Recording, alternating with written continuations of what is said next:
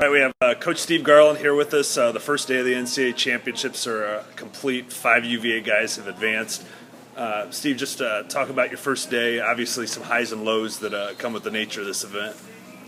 Yeah, I mean, we'll start with the good stuff first. I mean, Nick Solzer looked amazing. I think he won 12-6 last round, 9-3 first round. So he's putting up tons and tons of points. He's scoring from every position. That's what we're so excited about with Nick, is he just wrestles through every position. He can score on you defensively. He can score on top. He can score off reversals. He can take you down a million different ways. So we're really excited for what he's doing. Tomorrow he's going to have the Citadel kid, who's a tough kid, but a kid he's beaten before.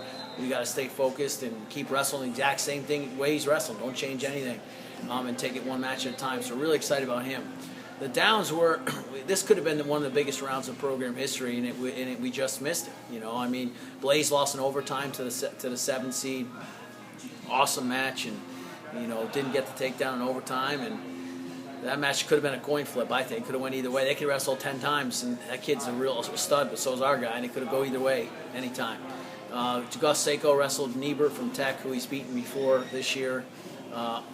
He got taken down right at the end. I think there was like 20 seconds left, and ended up reversing the guy and ended up losing by a point. So he lost with, right at the buzzer.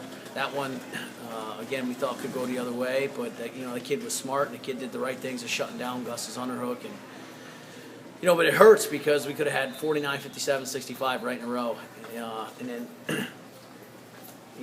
Doty's still in it. We got Herman came back strong, did great in the wrestle back. Really excited for Nick Herman. He's a special kid, man, in terms of his talent. And I've been through a lot with the kid off the mat. I mean, I've invested a lot in him off the mat, and so it was nice to see that. That one was big. And the other side of that coin is that we've invested 5 years in John Fauci, and his career is now over. So awful. I mean, I don't know any other way to say it other than we're all just heartbroken. And he was winning 5-0, had the kid on his back with a cement job, and the guy did a good job of coming back, and he ended up losing. It was hard to watch, and John's in a lot of pain physically. It's been sort of well documented. He's got a lot of injuries, and it's just hard to see him, man. I mean, it's a hard thing to see a kid you love and in pain.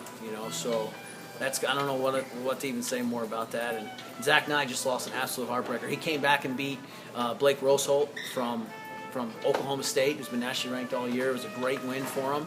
And then he had another seeded kid, another nationally ranked guy, beat right at the end, and ends up getting taken out off his own defense. And that one just hurt because he was in position to win the match. And I know the kid's really tough, but he was in position to win, so that hurts. But Zach's come a long way. I mean, he's the most improved guy on the team probably by far. He's just improved leaps and bounds, and he's got a style that guys can't handle, and he's going to develop that this offseason. First thing I talked to him about when he got off the mat was commitment. I said, this offseason, man, the way you feel right now, if you don't ever want to feel that way again, we need to be totally committed. Nothing else matters but this. You almost have to be obsessed about it, because he can develop a style that's unstoppable.